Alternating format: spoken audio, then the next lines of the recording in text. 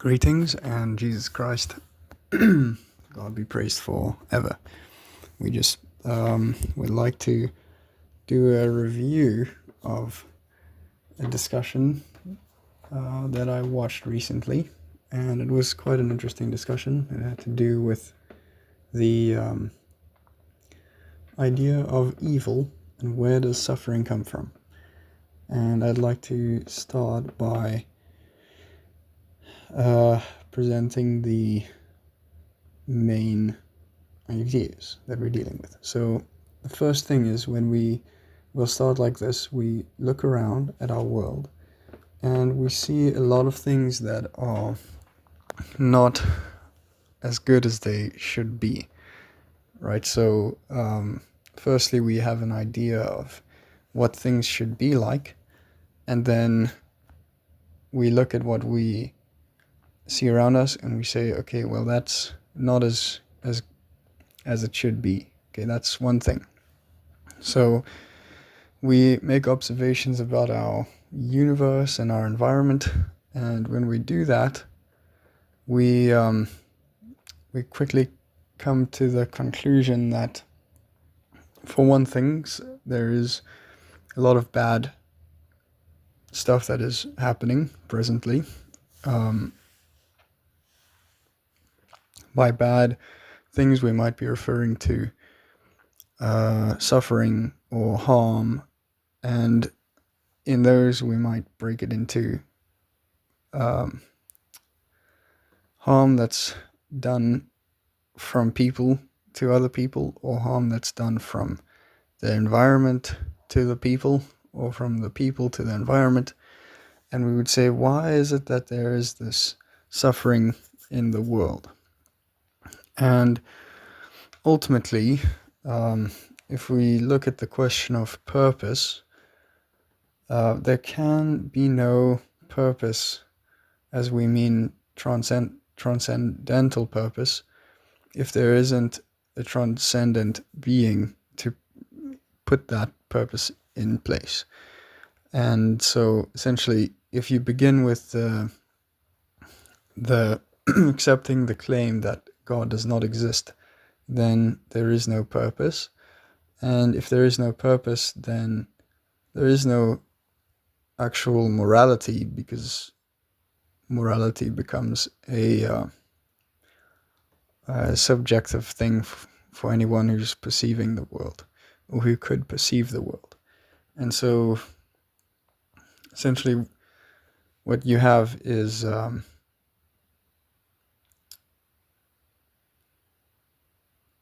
in the idea that there is no God, there is actually no problem with the reality of suffering, because that is as it should be and as it ever could be.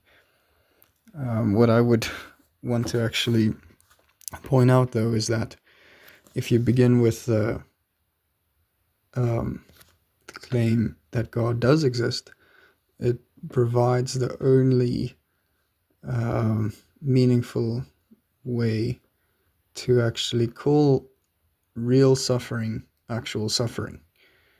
And because we have a transcendental good and evil that we can compare the world to. Now, the next thing we might look at here is what what has God told us about the beginning of the universe. And if we look in the Bible, it says that in the beginning God created the heavens and the earth, and it was formless and empty and dark, and the Spirit of God was hovering over the waters. God produced light, and he saw that the light was good. And then he said, let there be an expanse between the waters to separate water from water. And God made the expanse. And God called the expanse sky. And later on we see that God creates the plants and the vegetation, and he said that it was good. She says, and he saw that it was good. And through the creation account, we have a lot of different things described, and we could go into more detail, but in Genesis 1 verse 27 it says that God created man in his own image. In the image of God he created him, male and female he created them. God blessed them and said to them, be fruitful and increase in number. Fill the earth and subdue it. Rule over the fish of the sea and the birds of the air and over every living creature that moves on the ground. And so we see that God has given Adam and Eve, or at this point only Adam, but by extension Eve, they're given a dominion over the whole world. Okay, and God planted a garden, and he put Adam in the garden. But if we just go back here to Genesis 1 verse 31, it says that once God had completed creation, it says, God saw all that he had made, and it was very good. And there was evening and there was morning, the sixth day. So on the seventh day God rested, because he had finished his work. So by the sixth day, by the end of the sixth day, God proclaimed everything to be very good. Now, the question is, why do we see evil and suffering in the world?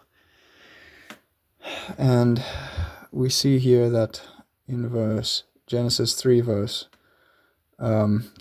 firstly God creates Eve from Adam, and in chapter 3 it says that the serpent was more crafty than any of the wild animals the Lord God had made.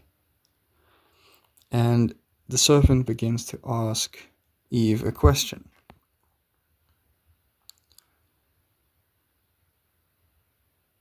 And in a way, okay, we'll get to this, but he says, did God really say you must not eat from any tree in the garden?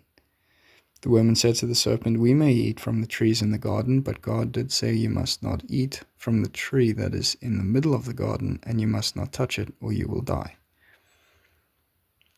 Okay, what's interesting here as well is in Genesis 2 verse 17, where it says, you must not eat from the tree of knowledge of good and evil, for when you eat of it you will surely die. God said this, and he didn't say you must not touch it and